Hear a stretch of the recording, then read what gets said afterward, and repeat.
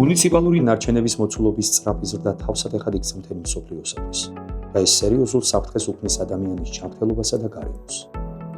მუნიციპალური ნარჩენები უშუალოდ დაკავშირებულია სამ ისეთ პლანეტარულ კრიზისთან, როგორიცაა კლიმატის ცვლილება, დაბინძურება და ბიომრავალფეროვნების შემცირება. ყოველწლიურად მსოფლიოში 2 მილიარდ ტონაზე მეტი მყარი მუნიციპალური ნარჩენი წარმოიქმნება. თუ არ იქნა გატარებული გადაუდებელი ღონისძიებები მუნიციპალური ნარჩენების შემცირებისათვის, პროგნოზი მეტად ნეგატიურია. 2050 წლისთვის ნარჩენების ყოველწლიური წარმოქმნა 3.8 მილიარდ ტონას მიიწევს. რა არის მუნიციპალური ნარჩენები და როგორია მათი შემადგენლობა? რა საფრთხეს წარმოადგენს მუნიციპალური ნარჩენები? ზოგადად ნარჩენებს მიაკუთვნებენ ისეთ ნივთებს, რომლებმაც დაკარგეს სამოხმარებლო ფისები და რომელთა გადაყრა განადგურებას ან სხვა ფორმით თავიდან მოცილებას ისახავს მისი მფლობელი. მუნიციპალური მყარი ნარჩენები ჩვენ სახლებში, კომერციულ ობიექტებში, საზოგადოებრივ დაწესებულებებსა და მცირე სამრეწველო წყაროებიდან წარმოშობილი ნარჩენებია. სამწუხაროდ მუნიციპალური ნარჩენების უდიდესი ნაწილი ჯერ კიდევ ნაკურსაყრელზე განთავსდება, რითაც მნიშვნელოვან უარყოფით გავლენას ახდენს ადამიანის საარსებო გარემოზე, წყალზე, ჰაერზე და ნიადაგზე. მაგალითად, ნიადაგში ნარჩენების სახით მოხვედრილი ქიმიური ნივთიერებები იწვევენ მისი ფიზიკური და ქიმიური თვისებების ცვლილებებს. მცირდება ცოცხალი ორგანიზმების რაოდენობა ნიადაგში და შესაბამისად უარესდება ნიადაგის ნაყოფიერება. მუნიციპალური მყარი ნარჩენების შემადგენლობა დამოკიდებულია ბევრ სხვადასხვა ფაქტორზე, კერძოდ კლიმატზე, ეკონომიკური განვითარების დონეზე, კულტურულ ტრადიციებსა და ადამიანის ყოფა-ცხოვრებაზე. გაეროს გარემოს პროგრამის მონაცემებით 2024 წლის მიხედვით გლობალური მუნიციპალური მყარი ნარჩენების საშუალო შემადგენლობა შემდეგია: კვების ნარჩენები და ბაღის ნარჩენები 53%, ქაღალდი და მუხა 17%, პლასტიკი 12%, მინა 5%, ლითონი 4%. სხვა ნარჩენები, კერძოდ ხის, ტექსტილის, რეზინის, ტყავისა და სხვა ტიპის საყოფაცხოვრებო ნარჩენები შეადგენენ დანარჩენ 9%-ს. როგორც ხედავთ, ისეთი ნარჩენების წილი, როგორიცაა კვებისა და ბაღის ნარჩენები, გაცილებით მეტია ვიდრე სხვა კომპონენტები და 53% შეადგენს. გაეროს სურსათისა და სოფლის მეურნეობის ორგანიზაციის FAO-ს შეფასებით, ყოველწლიურად ადამიანის მოხმარებისათვის წარმოებული საკვების 1/3 იკარგება ან ნარჩენები იქცევა, რაც დაახლოებით 1.3 მილიარდ ტონას უდრის. საკვებისა და ბაღების ნარჩენები ქაღალდსა და მუყაოსთან ერთად ბიოდეგრადირებად ნარჩენებს მიეკუთვნება.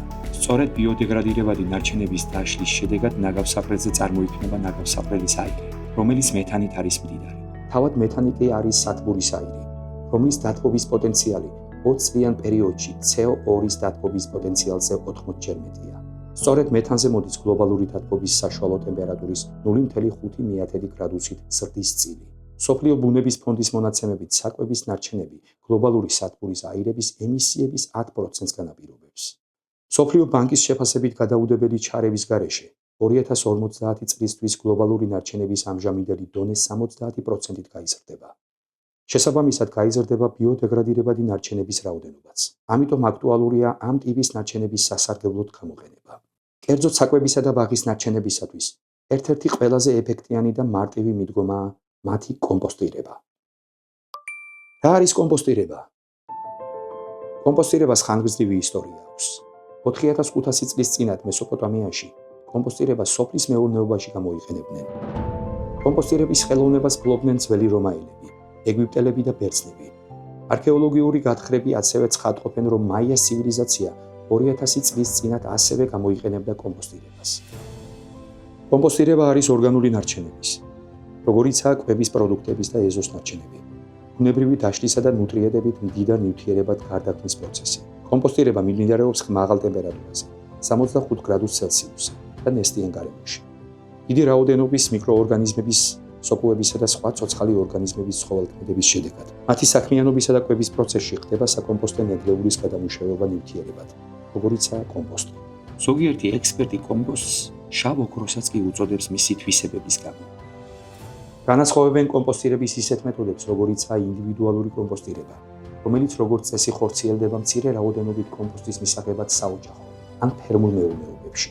სათებო კომპოსტირება, რომელიც ხორციელდება საერთო სივრცეში, მაგალითად საზოგადოებრივ ბაღებსა და პარკებში, სკოლებში და ასე შემდეგ, სადაც განთავსებულია სპეციალური კონტეინერები და მოქალაქეთა ერთობლივი ძალისხმევით გროვდება საკომპოსტე მასალა. ცენტრალიზირებული კომპოსტირება ეს არის ფართომასშტაბიანი საწარმოო კომპოსტირება, რომელსაც როგორც წესი მუნიციპალიტეტები ან კერძო კომპანიები ახორციელებენ. და ბოლოს, რა სარგებელი მოაქვს კომპოსტირებას? ეს არის ნარჩენების შემცირება. მნიშვნელოვნად მცირდება ნაგავსაყრელზე გასათავსებელი ორგანული ნარჩენების რაოდენობა. გარემოს დაცვა. ხელს უწყობს ნაგავსაყრელიდან ისეთი სათბურის აირის, როგორიცაა მეთანი ემისიების შემცირებას. ნიადაგის ხარისხის გაუმჯობესება. ნუტრიენტებით მდიდარი კომპოსტის გამოყენება ხელს უწყობს ნიადაგის ხარისხის გაუმჯობესებას. თანხების დაზოგვა. საკუთარი კომპოსტის წარმოება და გამოყენება ამცირებს ქიმიური სასუქების შეძენის საჭიროებას. როგორც ხედავთ, კომპოსტირება არის ერთ-ერთი ყველაზე ეფექტიანი, გარემოსათვის უსაფრთხო და ეკონომიკურად მიზანშეწონილი გზა ორგანული ნარჩენების მართვისათვის. ის არა მხოლოდ ამცირებს გარემოზე ნეგატიურ ზემოქმედებას, არამედ ქმნის ახალ რესურს კომპოსტს, რომელიც აუმჯობესებს ნიადაგს და ხელს უწყობს მდგრად სოფლის მეურნეობას. შესაბამისად, კომპოსტირება წარმოადგენს ერთ-ერთ მთავარ ინსტრუმენტს წრიული ეკონომიკისა და მდგრადი განვითარების კონტექსტში.